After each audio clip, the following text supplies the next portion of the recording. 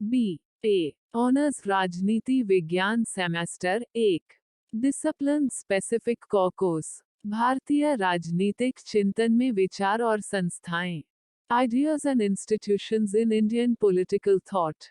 महत्वपूर्ण प्रश्न और उत्तर शीर्षक जनपद या राष्ट्र का वर्णन प्रश्न जनपद या राष्ट्र क्या है जनपद या राष्ट्र से आप क्या समझते हैं इसकी प्रकृति और सीमाओं का वर्णन करें उत्तर जनपद भारतीय उपमहाद्वीप पर वैदिक काल के क्षेत्र गणराज्य यानी गणपद और राज्य अर्थात साम्राज्य थे लगभग 1500 ईसा पूर्व से 6ठी शताब्दी ईसा पूर्व तक 16 महाजनपदों महान जनपदों के उदय के साथ अधिकांश राज्यों को अधिक शक्तिशाली पड़ोसियों द्वारा कब्जा कर लिया गया था हालांकि कुछ स्वतंत्र बने रहे संस्कृत शब्द जनपद एक तत्पुरुष यौगिक शब्द है जो दो शब्दों से बना है जन और पद जन का अर्थ है लोग या विषय पद शब्द का अर्थ पैर है इसके शुरुआती प्रमाण से शब्द का क्षेत्र और विषय जनसंख्या है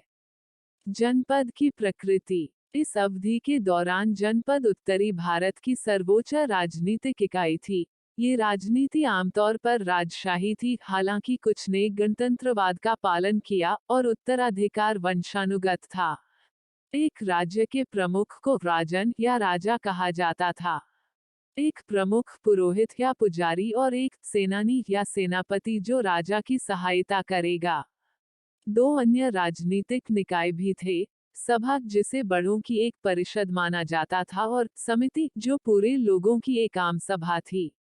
राज्यों की सीमाएं अक्सर नदियां दो पड़ोसी राज्यों की सीमाएं बनाती थीं जैसा कि उत्तरी और दक्षिणी पंचाल के बीच और पश्चिमी पांडवों के राज्य और पूर्वी कौरवों के राज्य कुरु के बीच हुआ था कभी कभी बड़े जंगल जो स्वयं राज्यों से बड़े थे अपनी सीमाओं का निर्माण करते थे जैसा कि नैमिषारण्य पांचाल और कोसल राज्यों के बीच नैमिषारण्यम का मामला था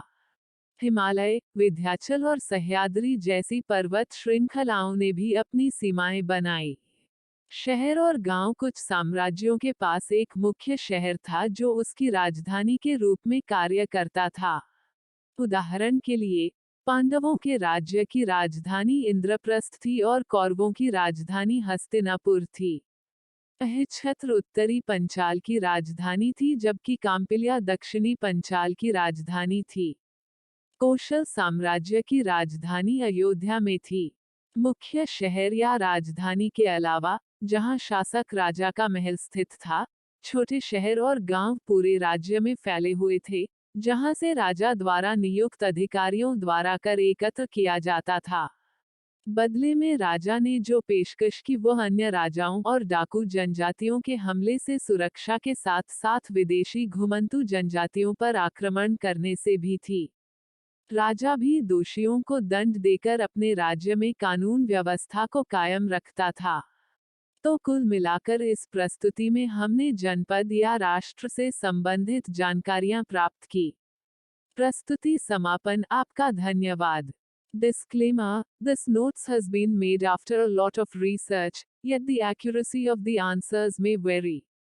The author assumes no responsibility or liability for any errors or omissions in the content of this notes.